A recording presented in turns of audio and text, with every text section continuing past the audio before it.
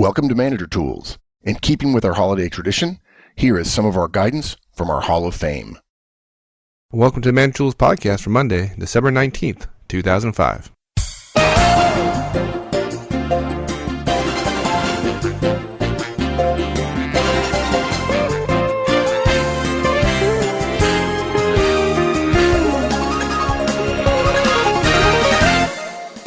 Hello, this is Michael Lozan, and welcome back. Today, my partner Mark Horstman and I continue our discussion on performance reviews.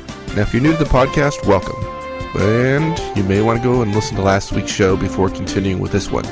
It will make a lot more sense to you if you do. Last week, we discussed collecting performance data. Today, we discuss evaluating data and writing the review. In the coming weeks, we'll get to actually delivering the review. But before we go on, I want to give some props to Kevin Williams at the Middle Management Lobotomy podcast. Kevin's mentioned Manager Tools a couple of times, and as one of the first podcasts that I regularly listen to, I wanted to acknowledge Kevin and his efforts. If you haven't listened to the Middle Management Lobotomy podcast in the past, I put a link to his podcast on our blog roll and suggest you go take a listen to it. So with that, let's continue on with our discussion on performance reviews.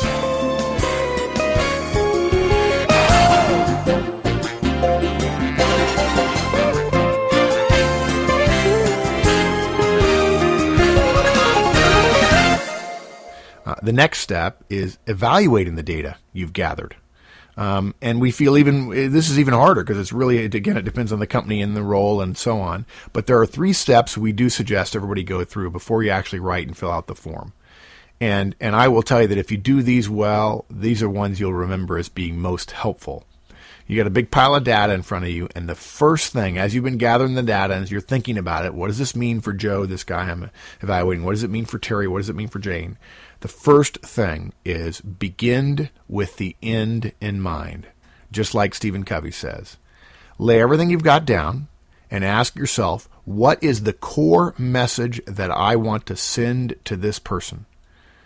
What is the one thing I wanted to learn from this evaluation? What do I not want him to miss? And then don't lose sight of that idea as you evaluate, as you continue to evaluate and you write.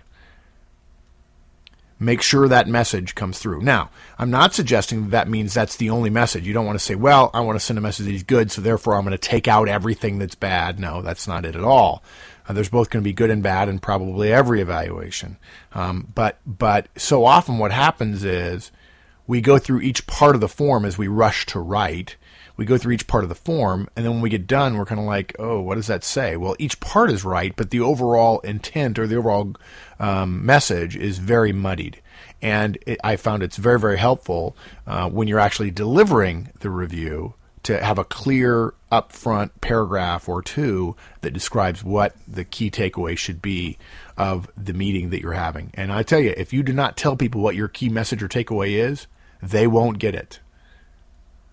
Quite frankly, when you deliver a review, the only thing you can be sure of, well, it's a little pop quiz, Mike. What is the one piece of information that everybody can be sure, every manager can be sure the employee gets in an annual or in a performance review?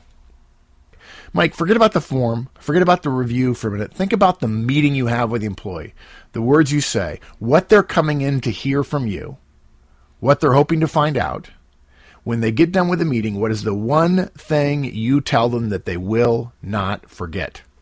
Their raise, their merit increase, or whatever Absolutely you call right. it. And if you're not careful, that's what they'll remember. And if you don't have a clear message about the performance, particularly when the raises are smaller or the buckets are narrowly defined between top performer and middle performer or almost top performer, and there's a 7% raise or a 3% raise or a 6% raise, if you're not very clear about what your message is, they'll spend all their emotional energy thinking about, did I get a 6 or did I get a 7% raise? And why did I get a 6? And boy, can't he see that I nearly killed myself this year for him. I think I deserve a 7. Yeah, or give them a 1%. They'll remember that too. Oh, they'll remember that one. Yeah. Okay, so that's the first thing. Begin with the end in mind. Sketch yourself some notes as you're looking at the data. What is the key message I want to get across? And make sure you don't lose that, to include a prefatory paragraph or 2 in the meeting itself where you talk about what the message is. Second thing, good idea to remind yourself of common evaluation errors as you evaluate the data before you put pen to paper. There are many of them that psychologists can talk to you about, 6 or 7 or 8 that are sort of semi-famous, and maybe in a longer podcast we'll talk about all those things. But we believe the 2 that are most common are, first, the halo effect, or its opposite, the horns effect. That's one. And that just simply means you like or dislike the person in general, and then you generalize to every part of their performance based on that one perception. A good example might be, you like me working for you. I tend to be pretty smart and pretty aggressive, and so therefore overall I do real well. And that causes you to overlook the fact that I can be abrasive at times with some of my coworkers, and that needs to be included as a developmental opportunity for me. So that would be a halo effect, giving a skew to my evaluation. The other effect that I think is very important is the similar to me effect.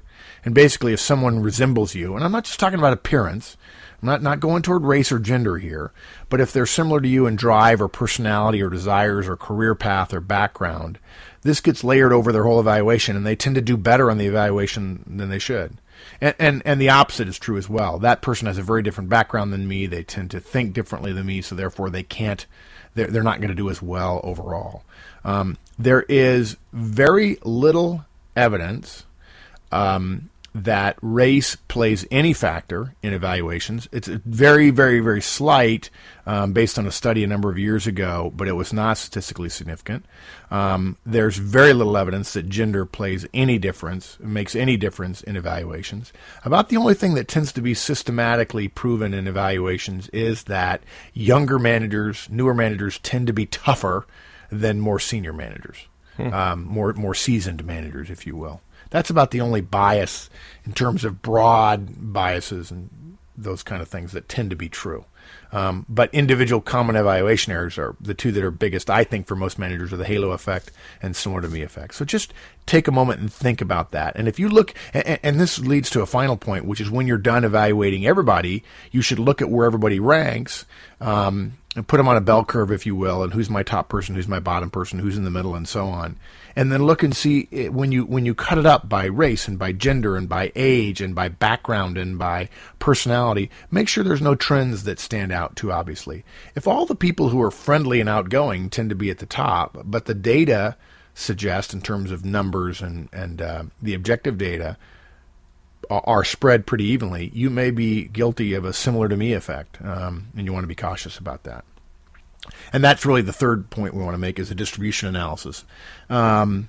See how they fit, and in terms of a distribution and bell curve analysis. And believe it or not, keep in mind that a majority of your team is likely to be in the middle of the bell curve, because that's the way bell curves are structured. I know every manager tells me all the time, Mike, I kid you not, I talked to one manager a couple of years ago at a very large company who told me, Mark, the worst person on my team is better than the best person on any team. That's how loyal I am to my people. And I said, well, unfortunately, your loyalty is not what's being evaluated on this form. It's better to reduce any skew that you have now and let the data drive your evaluation. And then if you feel like there's a misunderstanding or it's really not accurate, then go back and mine the data again to see if you can justify a higher ranking for somebody if you need it. Don't start out with everybody at the top and then let the data try to drive you down, because that will be indicative of an evaluation. And I can tell you from years of managing managers of managers of managers that the argument that your managers or your people are, all of them are better than every other person within the entire organization is, it gets you absolutely nowhere. It brings into question your judgment as a manager. So don't go there. Yeah, and you know what? In fact, I listened to a VP once, Mike, tell me, Mark, I hear that all the time. I have the simplest solution in the world. I say to him, okay, Rob, great, and you've got, this is your bucket for raises. You're not going to get any more. You decide how to apply it. And then this person said, and Rob, if you give it to everybody equally, and Joe and Terry, who you know are your true top performers, even though everybody else is real close to them, if Joe and Terry get 2% because you're trying to protect everybody in your team, and over on the team next to yours, Bob and Jane get 5%, you have just given short shrift to your 2 top performers. You're going to have to figure out how to divvy up this bucket of increases, And the best way to do that is to think about the bell curve. Yeah. In my experience, people evaluate how well they've done. It doesn't matter what you've written on the paper. In the end, they judge it based upon the raise they get, and the raise they get relative to their peers. And this, in my experience as well, there is nothing more difficult for managers to do than distribute a fixed amount of money across their team. And the number of times I've seen where people have done this peanut butter approach and just spread it evenly across the organization is it's incredible, and it is absolutely damning to the organization when you do that. Yeah. The sad thing about it is it's much easier to do that if you haven't done feedback and coaching out throughout the year, where you haven't given them a lot of insight into how they're doing. And of course, one of the things we've talked about before, we're not making a big deal out of it in this cast, but you ought to be doing reviews on everybody, not with this much detail, but you ought to be doing annual reviews on everybody, performance reviews each quarter, so that they're prepared to hear what you're going to tell them at the end of the year. But the danger of giving everybody equal is that it demotivates your top performers and motivates your bottom performers. It essentially says, keep doing what you're doing to the bottom performers, because whether you like it or not, people may not, it may be, quote, private, but let me tell you, your top performers are going to walk out of there being ticked. Your bottom performers are going to be going, man, I got the middle. I did fine. And so they continue to do what they do. And then when you try to give them different feedback in February, they're going to say, wait, last year I got the same raise as everybody else. Why all of a sudden you picking on me? And the top performers say, look, if you're going to pay everybody else the same amount, why should I give you my best? I'm going to either, A, move down to the level that is commensurate with the pay you're giving me, or 2, go to a different company or a different boss who's going to pay me what I'm worth. Can you think of a worse situation than a manager encouraging their worst people to stay and encouraging their best people to leave? That's exactly what happens, and I've seen it happen. And I hate to be a pain, but I got to tell you, the reason why they do that is because managers are afraid. Because they're afraid to have that tough conversation to say, you didn't perform as well as I'd like, and so while the mean raise that the organization is giving out this year is 3%, I can only justify giving you 1%. And I'm doing this for 2 reasons. One is a reflection of your performance last year, and to encourage you to do better next year. I want to work with you, I want to do better, and your raise is 1%. Okay, so that's everything on evaluating the data, and now we actually have to write the review. And we apologize, we don't have everybody's review forms to give you individual guidance. Although, when I consult with companies and we start talking about improving performance, one of the things I ask for is, let me see your annual review, so that I can be talking about that throughout the year and coaching managers on how to talk about it, so that we're delivering a consistent message. There are some things you can do to be more effective, even in a largely generic sense. And the primary thing is, the key point to keep in mind when you're writing a review, when you're actually filling out the form, whatever form it is, and you're making your case on that form, is determine what information you have best conveys the core message that you came up with when you were evaluating the data. Now, that's likely to be a combination of behaviors and their results against goals and performance against goals. Behaviors aren't exactly performance. Performance is sort of aggregated behavior, and results is aggregated performance, if you will. Again, I want to go back. This isn't to suggest that if performance is poor, you're only going to put bad examples go on the review. But the key is, does the preponderance of the information on the form support your core message or key point? And this is a neat tip for a lot of managers. Keep in mind that you can't address everything that happened in the past year on the form, so you'll want to have all the data you collected with you in the review meeting to be able to elaborate in any area if you get pushback or people want to know more. More data is better, even if it's not on the form. So if somebody challenges you, you can say, well, that's the example I put on the form, but I actually have 6 more here, Joe, that'll tell you really where I think you stood. And I think if you put all these together, it'll give you a clear sense why I said what I did in terms of your ranking in that particular area. Now, there are 2 writing techniques that, believe it or not, Mike, when I first suggested these to a manager, she said, that's the neatest thing I ever heard when it came to writing an evaluation. And I just kind of taken it for granted because I learned it from a great boss I had. But we're going to share 2 points, and we're assuming that your review form is some combination of numerical ranking or a scoring system, plus some opportunity for written comments, usually not long essays, but some brief period where you get to elaborate upon a numerical ranking. And usually the guidance is, if you give a very high ranking or a very low ranking, you're expected to give good data, so good information, good commentary to support those rankings. And I know a lot of managers who actually put a lot of people in the center of the form simply because that means they don't have to write a lot. Oh. That's not a good reason to do so, although generally in a bell curve situation, it would not be unusual for there to be a lot of average performances against task, and that's fine. So in those cases where some short amount of elaboration is required, we suggest you use one of these 2 techniques depending upon how much room you have and how important the point is that you want to make. The first technique is called the SEER technique, S-E-E-R, and it's generally used in the places where you have more room, and is probably better if you want to make a more important point. I generally try to use this one first, and then if I don't have room, I tend to go to the second technique called the SumX technique. So the SEER technique, it stands for, SEER, S-E-E-R, stands for summarize, elaborate, example, restate. So, for instance, Bob is my best customer service rep. He consistently exceeds every customer service rep standard in the company. He recently saved a difficult call after 3 other reps had failed to do so. He's an example we ought to put on training videos. So let's go back over that. Bob is my best customer service rep. That's a summary. He consistently exceeds every standard that the company puts on customer service reps. Okay, that's an elaboration. An example, he recently saved a difficult call after 3 other reps had failed to do so.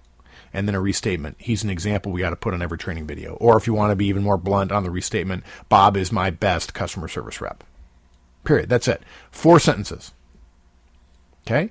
If you need you have a little bit less room, or it's not quite as important point, then you use what's called the SumX method, which is essentially summarize and then give an example.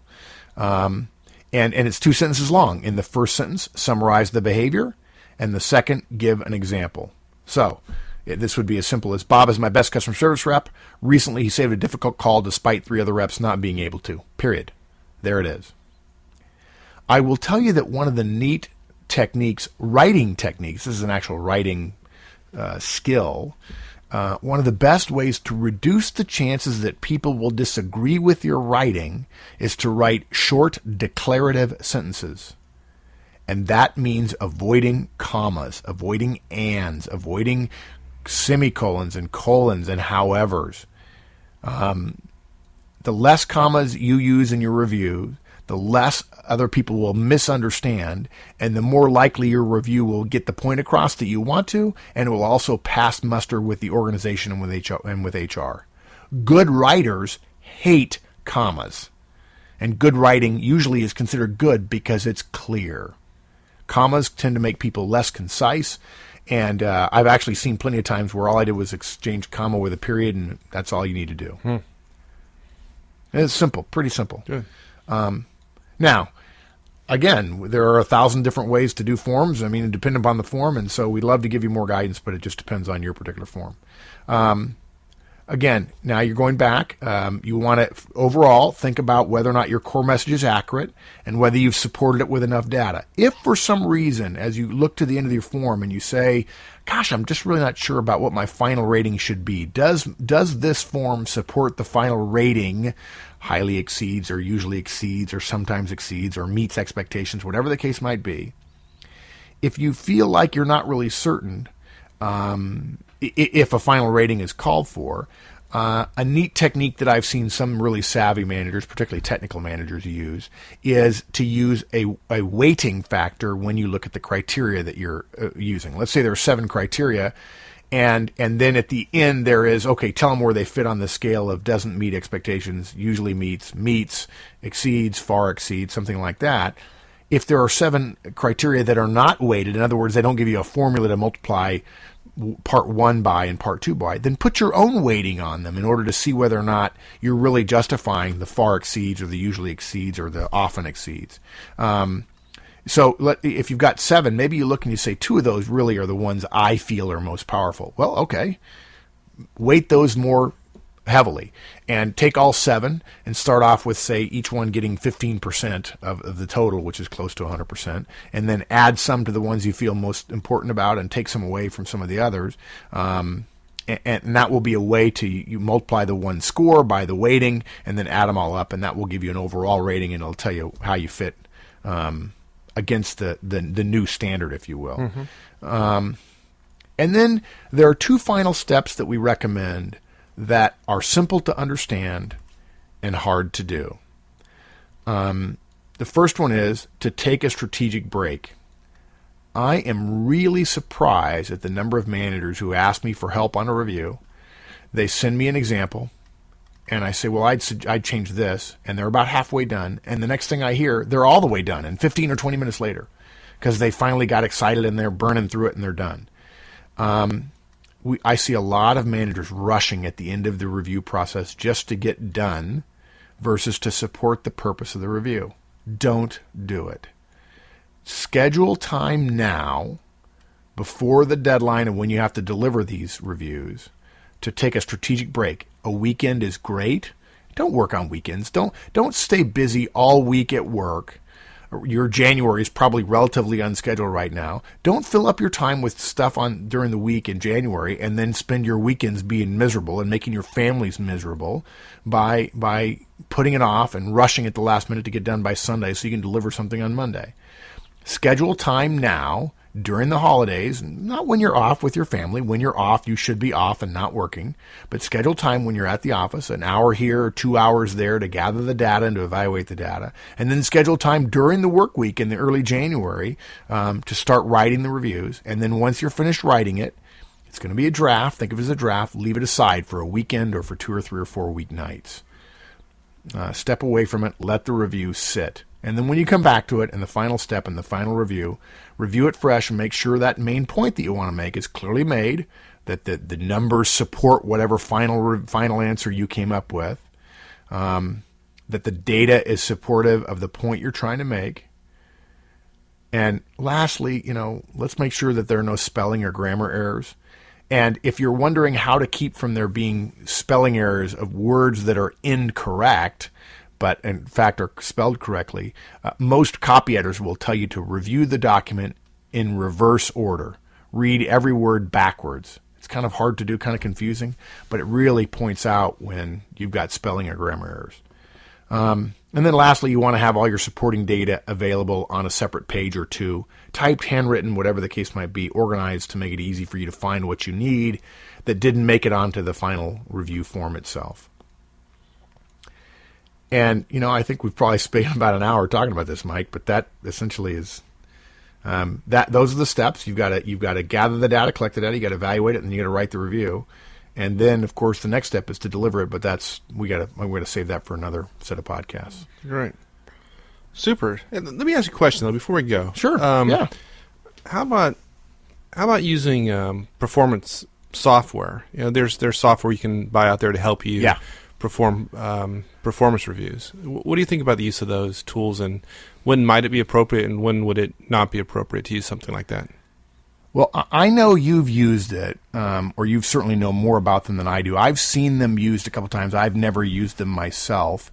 Part of the reason for mine is I'm not necessarily the best person to ask because I like writing, and I'd prefer not to let a machine write for me. What I have found is that when they are used, they are going back to that fundamental issue of we're going to write the review rather than actually doing the hard work of preparing the review. If you're really well prepared, writing is easy. So I generally don't recommend it because people use it as a crutch, coming up with good words and phrases, adjectives and adverbs that are powerful.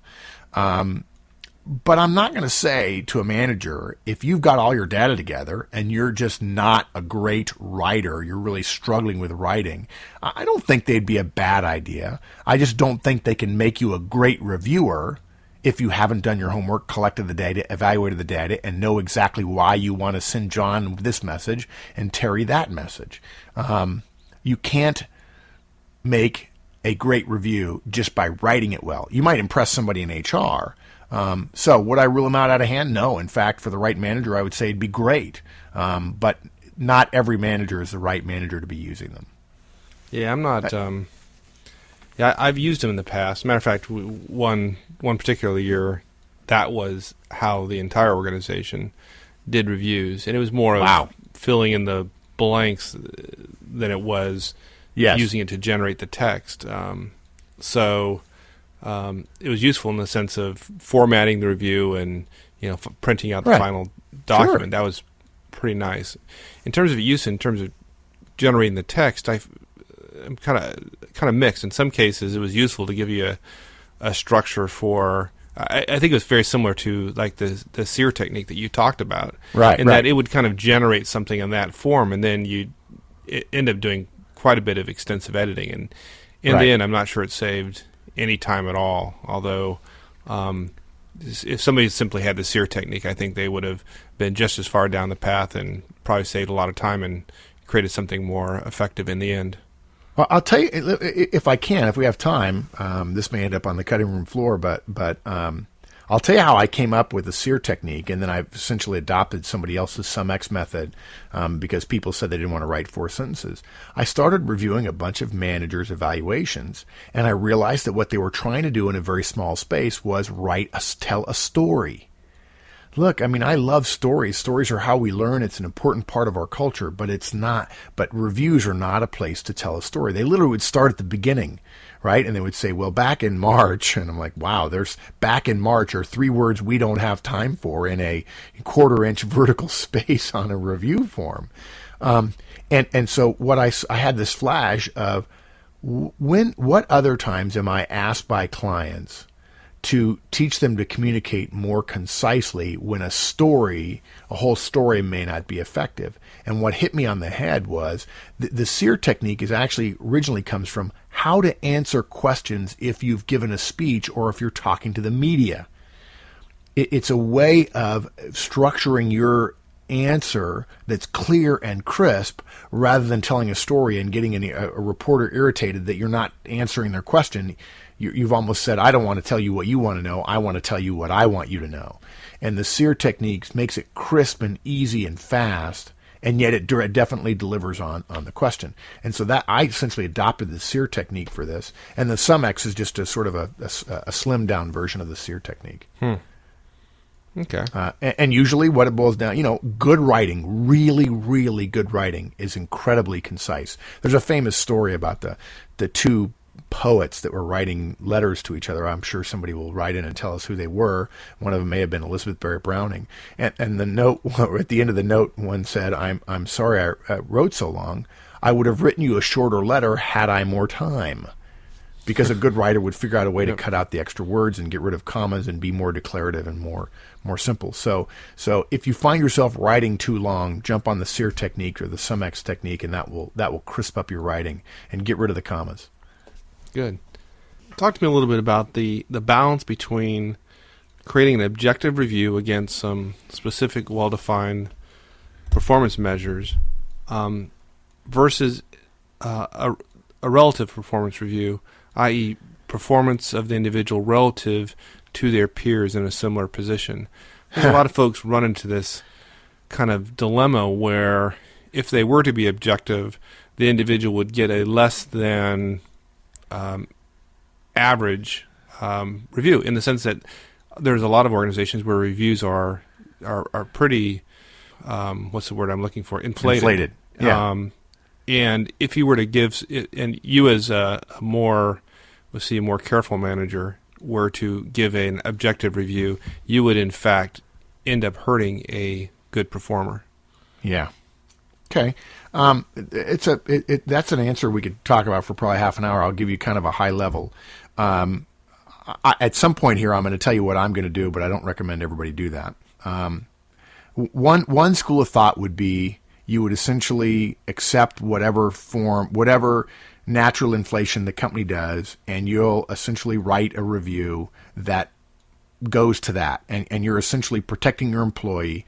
And the review is everybody in HR and your boss likes it and it fits and it's correct. While secretly you all know that probably you're not being as strongly positive about your top performers, and you're probably not being as strongly negative on your bottom performers. Okay, that's the necessary. The inflated systems not only help people at the bottom, they hurt people at the top because there's not a lot of room for them to be distinguished from people in the middle or the bottom of the evaluation. Yep. Okay, so one school of thought is you just write to the system, and it's not.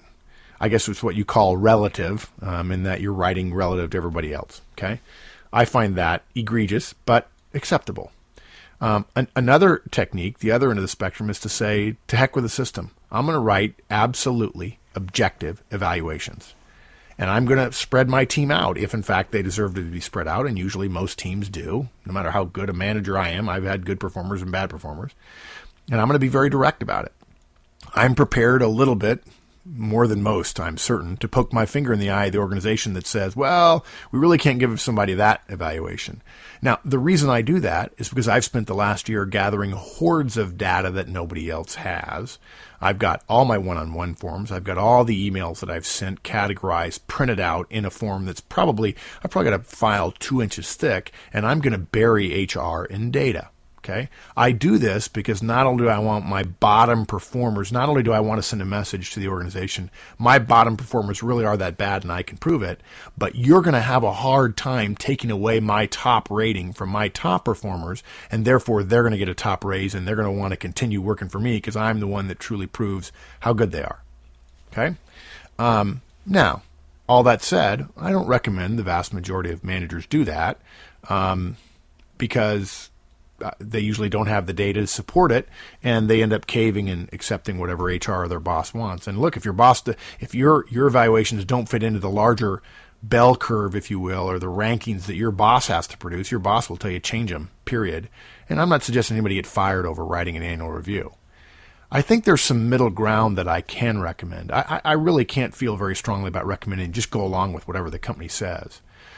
What I can recommend is what amounts to writing 2 reviews, or satisfying the organization by making sure that whatever you write fits in with the inflationary system that you have, but make sure that there is additional data covered to allow a poor performer and a top performer to know how well they're doing. Now, the problem with this is that it tends to hurt your top performers more than it hurts your bottom performers, in that the bottom performers feel like they got a pass. You better make sure that when you give them the second part of the review, we say, look, this is a review.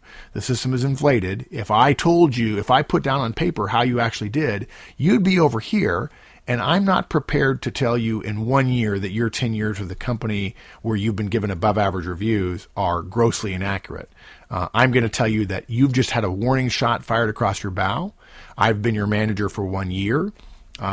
Or maybe I was your manager for 10 years, but this is the first year I'm telling you next year is going to be different, and I'm going to be collecting data to support my different evaluation next year. And you got to pass this year. But you're not going to have 10 more years of passes if I'm your boss for 10 more years. For my top performers, I'm going to say, you know what? The system is very inflated. Here are some things I'm going to do next year to make sure that you get highlighted a certain way, and I'm going to fight these particular ways for you, and I'm also going to put a memo in the record to the boss which says, you know, the system doesn't really give me a chance to evaluate Bob as truly great as he is because everything's inflated, and so here's some things I want your help on next year to give Bob the kind of visibility to top people that will help him or her be perceived more effectively, to make it easier for me to give them a fully exceeds expectations, the top rating that our company gives. Now, I'm also very willing to make relationships with everybody else in the organization and to know where HR's stand is, to talk to HR in advance, to give them 3 months notice in advance that one of my top performers is truly going to be a fully exceeds and this other person is a bottom performer, and I want to give you some sense of the data that I've already got over 9 months. Like maybe I'll show them the third quarter quote annual reviews that I just got done giving everybody, and so, you know, I've got one of the guys that if I gave him a review equivalent to the previous 3 quarters, he would do terribly, and I want you to know that I've got data to support that. I'm doing those kind of things all along because I don't consider the annual review to be just something that happens at the end of the year. I consider it to be nothing more than the end result of a year's worth of work. Is that? I mean, I know that's kind of a long answer. Did I? Yeah, no, that makes a lot of sense. So my experience is and my question was really more directed toward making sure that your top people get an accurate performance review in the sense of they understand what they need to work on the following year, but doing it in a way, in a manner such that they don't get unfairly punished by the system because it's not, quote unquote, a perfect review. Yeah, in that case where I've got a top performer who, he's clearly doing well, and I think there's a chance that he could get the top possible number, but if I truly evaluating objectively, I might take him off of that, and that would be like the kiss of death if the system is that inflated. Then the last thing I want to do is going to hurt my top performers. I might take a different approach to one of my bottom performers. And it just depends on the system and how inflated it is and so on. But the last thing I'm going to do is say to myself, I can't irritate anyone, or, I have to take care of everyone, so therefore I won't irritate anyone. The people I'm most interested in taking care of is my top performers. My bottom performers, the top 20% of my staff tend to do 80% of my work, like it or not. If I get in trouble with my bottom performers a little bit, I'm okay with that. I don't want to be in trouble with my top performers. In my 25 years of doing this or whatever, I've never lost any sleep about the effects of an objective evaluation on my bottom performers. That's never bothered me. And clearly, my bottom performers, I want to encourage them to seek other forms of employment. So that's frankly never bothered me. It's when we talked earlier. When we talked earlier about this, I had a thought. One of the ways we started talking about this was, of course, the Army system. At the time when we were officers, there was a non-commissioned officer system, and we had a lot of great NCOs work for us. We were very lucky. And the system was basically, they had to get 125 out of 125. The system was so inflated that if you get 124 out of 125 points, you must have done something terrible, like inadvertently killed somebody. Yep. And my thinking about that is, if an NCO worked for me and it really, literally had done so poorly, but I couldn't justify firing them, I would say to them, I'm going to give you a 125 this year. If your performance stays the way it is, I will fight for you to get a 124 next year. And what they knew that meant was that would be the end of the career. What ended up happening was, and what I would say is, if I am your boss at your next review, and it's longer than 90 days from now, and I don't see any improvement, I'm going to follow my sword to give you a 124 rather than a 125. What would happen then is they would both get very motivated to do better, which is sometimes all that I needed, or they would figure out a way to leave my team, and that's a good thing too. Right. So, yeah, I'm not going to help him go somewhere else. I think that's another problem with annual reviews. People, let's send him over there. He hasn't been doing well here. Let's send him to another team. And nobody's willing to say, boy, he's really a problem. I'd follow my sword and quit before I ever did that. I wouldn't say, I really want you to take this guy. He's really pretty good. Got some issues, but you'll like him. I wouldn't do it. I can't imagine you doing that. I'll tell you, and we're running out of time here, obviously, but one thing that's been terribly effective for me is I have always tried to spread out the curve. I've tried to have people at the bottom as well as people at the top, and the act of doing that has, again, encouraged the poor performers to leave, and it's encouraged the best performers to stay. And my success in my career has largely been a result of the kind of people I have working for me. And even, let's be more precise, not just the kind of people you have working for you. Yes, of course that's true. But the kind of people who want to come to work for you. You end up getting a better recruiting class, if you will, every year internally, because people know you take care of your top performers.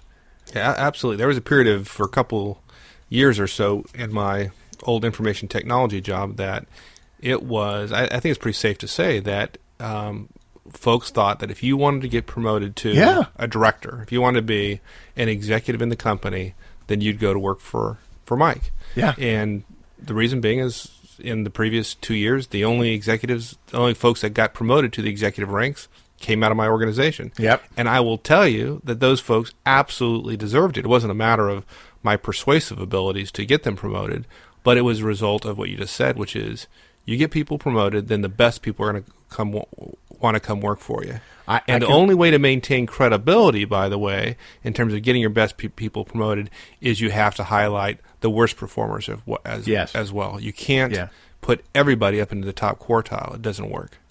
I remember working for you years ago when you were a client of mine, when we first started this whole discussion about manager tools and leader tools and so on. I remember saying to you once, you have got some superstars working for you. And you know, people really hadn't officially noticed it yet. The promotions hadn't yet quite occurred. That happened a little bit later, and you just kind of raise your eyebrows to say, "Oh yeah, you noticed, man. I got some good people working for me." And you know, you said, "Look, you know," you told me. I remember very clearly. You said, "Look, if you ever need 2 hours of my time for us to just go noodle about things, I can do it." And that was one of the first times that an executive director or senior person in an organization ever said that. And the reason why is because you had great people working for you, and you didn't need to be in their shorts all the time managing their work because they were so good they were doing it themselves. That was a great, was a true moment of you know, executive knowledge. That's good. All righty. Well, we've I suspect we'll have broken this up into 2 podcasts because of the length, but it's good stuff. It's a big topic and an incredibly important topic. So thanks for sharing this with us. This is great stuff, and I hope this gives folks some information to think about over the holidays as they prepare for their reviews coming up. We really, if you do this well this year, it will catapult you next year. You'll change your relationship subtly with your folks, and it will remind you how important it is to gather data throughout the year and do the reviews quarterly, so that next year, this time, you don't even need to review this podcast because you're all over it. Absolutely. And we're going to come back at the beginning of this coming year and talk about performance management systems in a much broader context, so that when you get to this point next year, you'll be golden. Yep. All right. Thanks my friend. All right. See ya. Bye. Bye. All right, everyone. That's it for today, and thanks for joining us.